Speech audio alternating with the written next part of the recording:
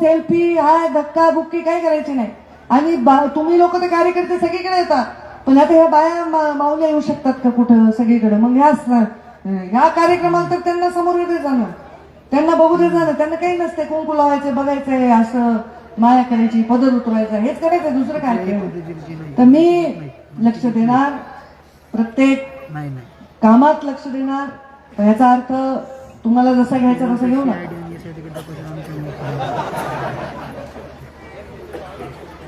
आता निमंत्रण तुम्हाला वाटतं त्यांनी आता पुन्हा सत्तेच करत बसते. हा, आता मी पुन्हा तेच सगळ्यांना मी एवढी रामकथा सांगते, पुन्हा रामाची सीता कोण होती. पंकजाताईंना माझी विनंती आहे, जास्तीत जास्त लक्ष तिथल्या राखेवरती द्या.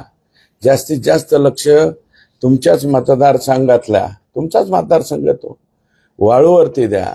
तुमच्याच मतदारसंघातल्या गायरान जमिनी हडप केल्या गेलेल्या आहे, त्याच्यावरती लक्ष द्या.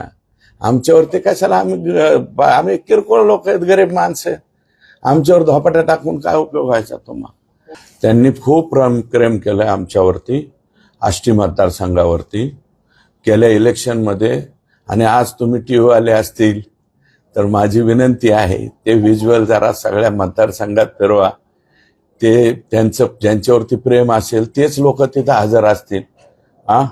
शिट्टीवाले, आणखी घड्याळावाले यांच्यावरती प्रेम करावं. भाजपच्या कार्यकर्त्यावर आणि भारतीय जनता पार्टीच्या लोकांवर प्रेम करायला मी काफी आहे. त्यांनी तिकडं प्रेम करू नये, अशा प्रकारची माझी विनंती. हो, भाजपचाच आहे, जास्तीचे लक्ष द्या, आमची काही हरकत नाही. परंतु तुमचा मूळ मतदारसंघ आहे, तिकडं जास्त लक्ष द्या. तिथलं सगळंच हायजॅक झालंय, तिकडं बघा मला. नाही, आष्टी भाजपचा आत्ता मतदारसंघ झाला. इलेक्शन मध्ये त्या म्हणल्या होत्या की केज ही माझी एकच सीट आहे, हे तुमच्या ध्यानात आहे ना? मग आता भाजपचा मतदारसंघ कसं काय झाला? ते ज्या बोलतात ना त्याच्यावरती त्यांनी ठाम राहावं. इलेक्शनच्या कालावधीमध्ये भाजपचा त्यांचा एकच मतदारसंघ होता, त्या स्वतःचं स्टेटमेंट आहे त्यांचं. तुमच्याजवळ असलं तर रिवाइंड करून टाका, नसलं तर मी देऊ का तुम्हाला उपलब्ध करून? पण मला वाटतं मी उपलब्ध करून द्यायची गरज नाही, ते तुमच्याकडे आहे.